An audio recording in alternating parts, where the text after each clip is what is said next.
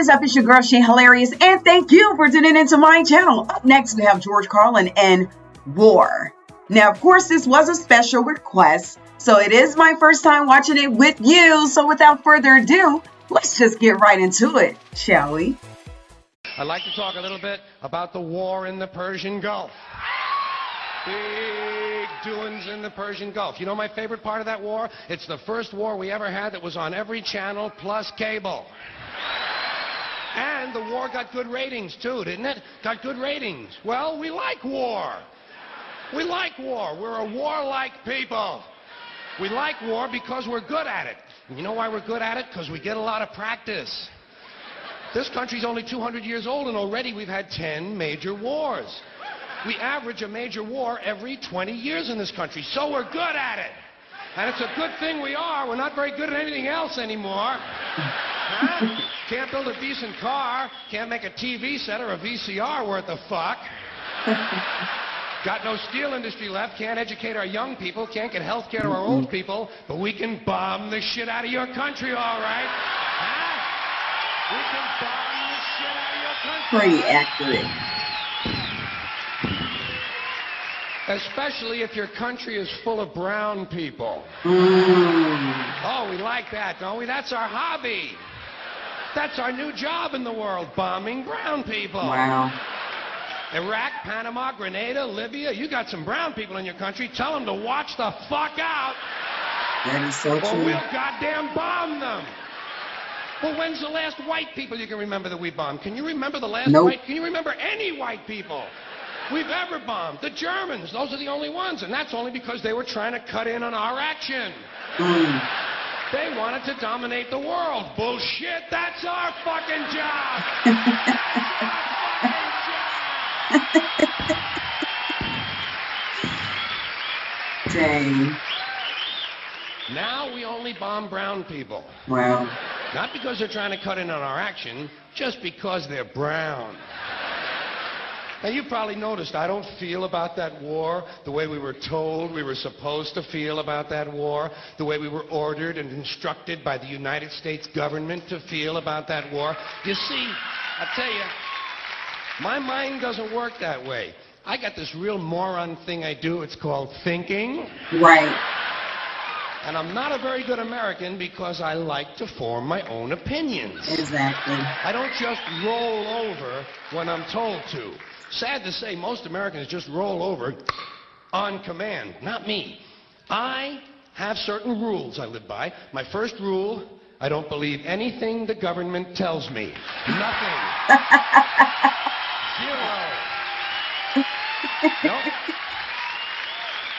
And I don't take very seriously the media or the press in this country, who in the case of the Persian Gulf War were nothing more than unpaid employees of the Department of Defense, and who most of the time function as kind of an unofficial public relations agency for the United States government.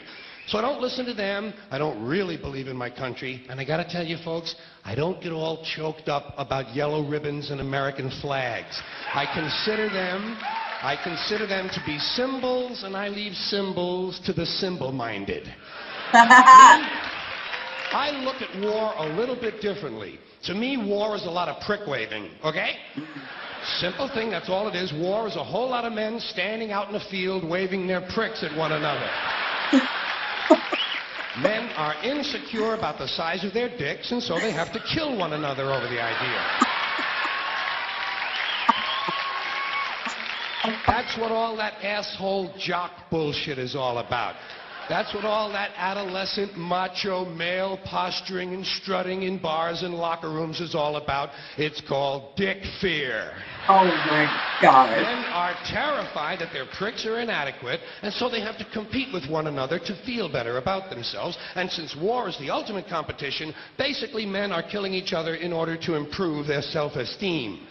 You don't have to be a historian or a political scientist to see the bigger dick foreign policy theory at work.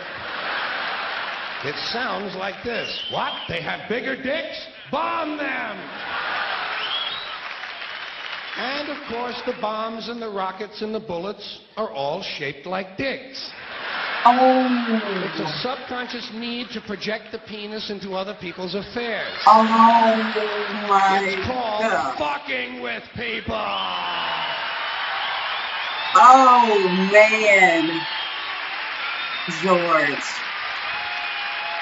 So, as far as I'm concerned, that whole thing in the Persian Gulf was nothing more than a big prick-waving dick fight. In this particular case, Saddam Hussein had questioned the size of George Bush's dick. And George Bush had been called a wimp for so long. Wimp rhymes with limp. Oh, George has been called a wimp for so long that he has to act out his manhood fantasies by sending other people's children to die. Even the name Bush. Even the name Bush is related to the genitals without being the genitals. A bush is a sort of passive secondary sex characteristic. Now, if this man's name had been George Boner, well, he might have felt a little bit better about himself and we wouldn't have had any trouble over there in the first place. This whole country has a manhood problem. Big manhood problem in the USA. You can tell from the language we use. Language always gives you away. What did we do wrong in Vietnam? We pulled out. Not a very manly thing to do, is it?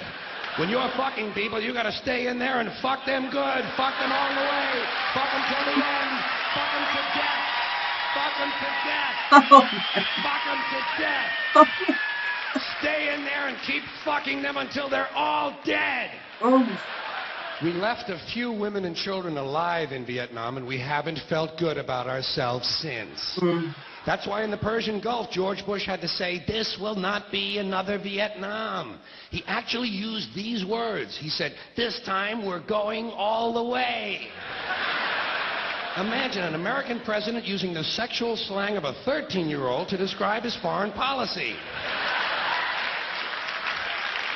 If you want to know what happened in the Persian Gulf, just remember the names of the two men who were running that war. Dick Cheney and Colin Powell. Somebody got fucked in the ass.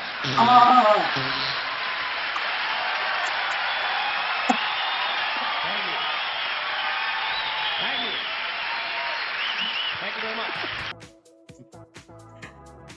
George Carlin, war.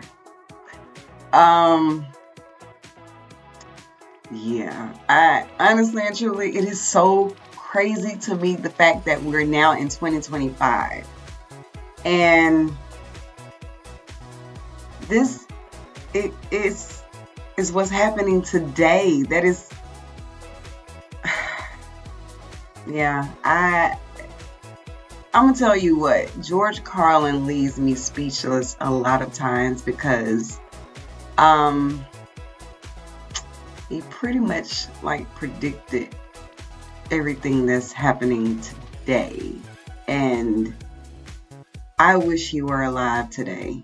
Like, I really do, because like it's crazy. Like, and the way he has a way of just putting things together, making them super funny and kind of like work, it is just simply brilliant. Like, George Carlin, ladies and gentlemen.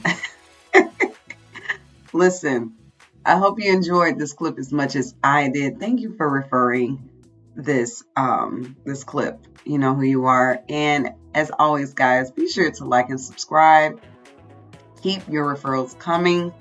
As you know, it might be yours next. But thank you so much for tuning into my channel, as always.